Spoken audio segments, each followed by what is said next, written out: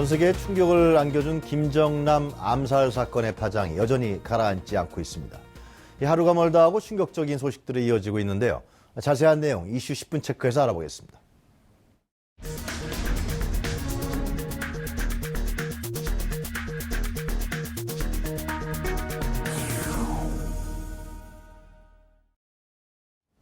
김영현 동국대 북한학과 교수 모셨습니다. 안녕하십니까? 네, 안녕하십니까? 네. 그 김정남 사망은 북한의 소행으로 밝혀진 건가요? 어떻게 봐야 됩니까, 교수님? 100% 지금 네. 확정하기는 어렵습니다. 네. 정황과 전반적인 분위기는 북한 쪽으로 정리가 되는 것 같고요. 네. 다만 지금 물증과 자백이 명확하게 지금 드러나 있지 않습니다. 물론 네. VX 신경제를 네. 북한 공작원들이 사용했다 이렇게 지금 이야기가 되고 있습니다만 네. 그러나 명확하게 지금까지는 정리가 아직 안 됐기 때문에 네. 북한일 가능성이 99.9%다 이렇게 봐야 되는데 네. 현재까지 자백과 물증 이 부분은 또 하나의 과제다 이렇게 봐야 될 것 같습니다. 말레이시아 당국에서 그걸 밝혀내겠죠? 그렇습니다. 지금 이제 말레이시아 네. 당국이 가장 중요하게 생각하는 건 이 VX 가스가 어떤 경로로 그 공항에서 살포가 됐는지, 네. 그러니까 공항에서 두 여성에 의해서 네. 그렇게 됐는지 네. 여기까지의 과정을 밝히는 게 하나 과제이고 네. 또 하나는 지금 이제 북한 외교관이 대사관에 지금 있고 또 네. 고려항공 직원이 있고 네. 또 4명의 북한 공작원은 평양에 들어갔다 지금 이렇게 지금 나와 글쎄 말이에요. 있는데 네. 요 부분에서 어떤 수준에서의 그런 자백이나 또는 사건의 정황을 확인할 수 있는 그런 네. 실토가 나올 수 있느냐 요것들이 과제인데요. 네. 상당한 시간이 걸릴 수도 있고 네. 북한은 아마 영구 미제 사건으로 이것을 끌고 갈 가능성도 있다. 그런 점에서 좀 어려움은 분명히 있습니다. 그 말레이시아 당국은 그걸 정확히 밝혀낼 수밖에 없는 입장이고요. 그렇습니다. 그러나 반면은 또 북한은 아니다. 이게 말레이시아 북한 관계가 굉장히 안 좋아지는 것 같습니다. 그렇습니다. 뭐 국교 단절 얘기까지는 아니겠습니다만 하여튼간에 뭐 비자 문제도 거론되는 것 같고요. 네네. 네. 말레이시아하고 북한이 과거부터는 네. 과거에 상당히 가까운 나라였다 이렇게 봐야 됩니다.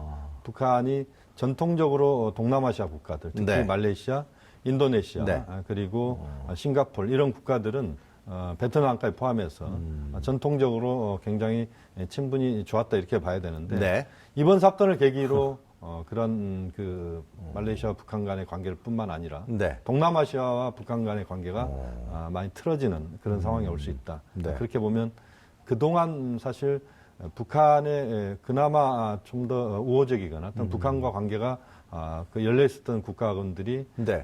그 동남아시아 그다음에 중국, 쿠바 뭐 이런 국가 정도라고 봐야 되는데 자기 텃밭을 또 많은 부분 상실하는 그런 결과가 나올 가능성이 높습니다. 말레이시아라든가 동남아시아하고 뭐 교역도 활발했었습니까? 북한이랑? 교역이 그렇게 활발하지는 않았습니다. 그런 건 아니었습니까? 네네. 말레이시아 입장에서 봤을 때 북한은 네. 그야말로 말레이시아 전체 수출액의 뭐 0몇 %밖에 차지하지 않는 네. 그런 국가이고 네. 동남아시아 국가들이 다만 과거에 전통적으로 이들 국가들이 사회주의 국가였거나 네. 또는 비동맹 외교를 같이 했던 예. 국가들입니다. 네. 인도네시아에는 김일성 주석이 과거에 방문한 적도 있고 네. 이번에 2013년도에는 말레이시아에서 말레이시아 대학에서 김정은 위원장에게 명예박사학위도 줬던 그래요? 그렇습니다. 그게 친밀한 관계였네요. 그렇습니다. 굉장히. 그런 정도로 네. 긴밀한 관계였는데 이번 사건을 계기로 해서 관계가 좀 많이 싸늘해지는 그런 모습을 지금 목도하고 있습니다. 일각에서는 그 북중 관계도 상당히 악화될 수도 있다. 뭐 석탄 지금 그걸 네네. 금지하고 있다. 그런 얘기까지 나오는데 교수님은 어떻게 보세요?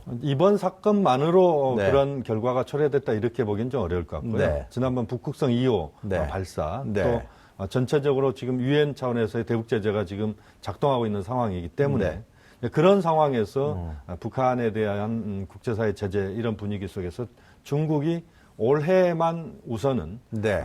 그 석탄 수입을 예, 예. 올해만. 제한하겠다. 현재까지 그렇게 돼 있는데 네. 그 액수가 만만치가 않습니다. 북한 전체 무역량의 수출량의 약 40% 정도 글쎄 차지하는 말이에요. 것이고 예. 또 액수로 치면 10억 달러가 넘습니다. 그러니까 네. 한국 돈은 1조 정도가 되는데 네. 그렇게 보면 이제 북한으로서 상당한 부담이 있는 거고. 근데 그것이 김정남 암살 사건만으로 그런 결과가 초래됐다기보다는 네. 전체적인 유엔 차원에서의 제재 이 과정에서 중국도 동참하는 또 트럼프 정부가 중국에게 상당히 압박을 하는 부분이 있습니다. 북한에 대해서 중국이 너무 솜방망이 휘두르고 있는 것 아니냐. 네. 이런 흐름 속에서 미리 중국이 그런 미국의 그런 여러 가지 그 견제를 좀 최소화하는 이런 네. 차원에서 석탄 그 수입을 지금 중단하는 그런 네. 조치를 취했다고 봐야 됩니다. 그렇다고 해서 만약 목을 옥죄는 관계까지는 안 가겠죠? 어떻게 보십니까? 전략적으로 북중 관계는 네. 한편으로는 굉장히 불편한 관계이기도 하면서 또 한편으로는 상호 간에 자신들의 이해관계가 상존하는 그런 네. 이해관계가 분명히 있는 국가들입니다. 네. 그렇기 때문에 북한에 대한 여러 가지 과정도 그렇고 지금 이제 김정남 암살 사건과 관련돼서도 네. 중국의 언론 매체나 또는 중국 당국에서 김정남이라고 하는 사람의 이름을 전혀 거명하지 않고 있습니다. 거기에서도 북한 주민 뭐 네. 이런 식의 표현이 나오는데 이것은 결국 북한을 좀 더 배려하는 네. 이런 차원의 행보다 이렇게 본다면 중국은 고민스럽지만 현재까지는 상당히 신중하고 중립적인 위치를 지금 갖고 접근하고 있다 이렇게 봐야 될 것 같습니다. 네. 아무래도 가장 궁금한 건 북미 관계가 어떻게 될 것이냐. 특히 트럼프 행정부 이후에. 김정남 암살 사건으로 어느 정도 영향을 미치겠습니다만 하여튼 간에. 네네. 이 트럼프 행정부하고 과연 이 북미 관계가 어떻게 진전될 거가 상당히 궁금한 것 같아요. 우선은 그 바로미터가 테러 지원국 재지정 문제입니다. 네. 지금 이제 미국 정부 쪽에서 또 네.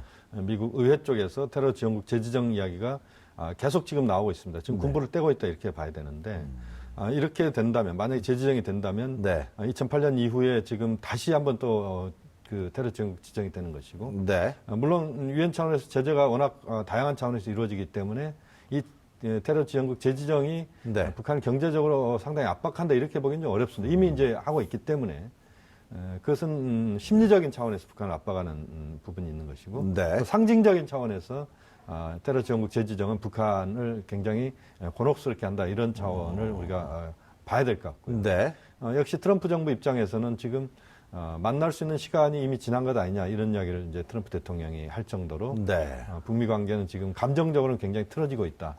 다만 지금 이제 미국 정부의 동아태 차관보나 네. 또는 한국과 직접 관련이 있는 중급 그런 국무부의 예. 그 주요 인사들이랄지 이런 인선이 아직 안 됐습니다.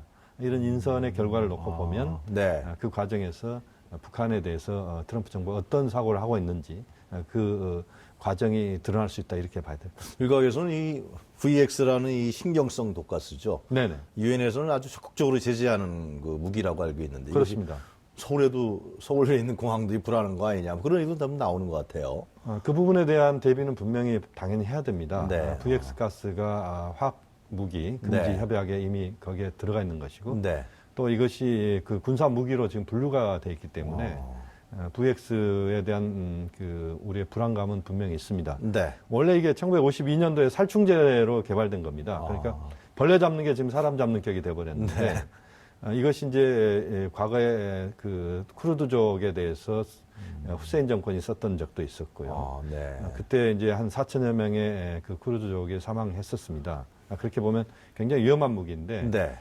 물론 이제 우리 공항이랄지 우리 다중이 모이는 시설에서 VX 네. 가스가 살포된다면 이건 뭐 재앙에 가까운 상황이 발생할 수밖에 없죠. 그런 일은 쉽게 북한 당국이 저지르지 못하겠죠. 이제 그런 상황에 대해서도 우리가 충분히 대비는 분명히 해야 되고요. 네. 그러면서도 지금의 국면에서 북한이 그런 그 지금 말씀하신 것처럼 네. 한국 내에서 그런 사태를 발생하지 않도록 하는 그런 차원에서는 우리가 북한에 대해서 많은 경고를 할 필요는 있다고 봅니다. 이 북한 변수가 굉장히 김정은 정권 그리고 트럼프 행정부 들어서 많이 변하는 것 같은데 특히 이제 그 사드 조기 배치 문제가 나오고 있습니다. 그렇습니다. 교수님 어떻게 보십니까? 네. 지금 이제 사드 배치를 네. 6월, 7월 안에 할 수도 있다 이 국방부 네. 이야기입니다. 네.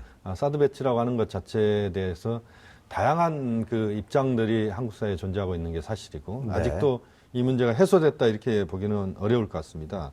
그런데 이제 우리가 좀 한편으로 좀 생각해 봐야 될 부분은 네. 이번 그 박근혜 정부가 임기가 상당히 단축될 가능성이 높아진다. 뭐 이런 분위기에서 조기 배치 이야기가 나오는 것 같은데요. 네. 이것 역시 상당히 좀 정치적인 판단이 아닌가. 그래서 순리대로 가자. 그래서 올해 안에 배치라고 했기 때문에 원래 그랬죠. 예, 예. 배치를 뭐 지금 국방당국이나 미국에 서두르고 있습니다만 네. 그러나 이 문제는 국민적인 합의가 저는 대단히 중요한 것 같고요. 네. 또 한중 관계라고 하는 차원에서 보면 경제 부분에서 굉장히 우리에게 그 네. 어려운 부분들이 초래될 수 있고 네. 이미 그게 시작되고 있지 않습니까? 그런 여러 가지 종합적인 것들을 다 고려해서 좀 더 신중하게 봐야 된다. 그렇게 네. 본다면 제 판단에는 차기 정부로 이 문제는 넘겨서 그렇게 좀 더 체계적으로 여기에 대한 국민적인 합의도 이루어내고 중국도 설득하고 이런 과정 속에서 미국과 합의했던 것들을 지켜나갈 수 있는 그런 토대를 만드는 것이 중요하다. 네. 그렇게 보면 지금 당장 급하게 사드 배치를 올 6월, 7월 안에 하는 것은 또 다른 우리 한국 내에서의 국론 분열에 또 씨앗이 될 가능성이 높다고 봅니다. 네, 하여튼 탄핵이 인용되든 기각되든 간에 조기 도서는 뭐 거의 불가피한 거 아니냐 그런 얘기가 있기 때문에 네. 차기 정부에서 논의하는 게 순리적이다 그런 말씀이신 거예요. 그렇습니다. 네.